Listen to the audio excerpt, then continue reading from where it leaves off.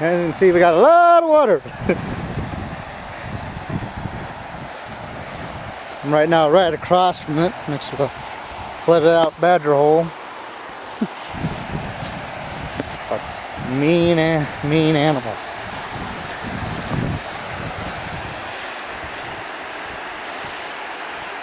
I'd say we probably got about 6 inches of water, if not more, 6 to 8 inches of water going across the road here. There ain't no way I'm going to get to the other side, but you can see it's flowing pretty good over there.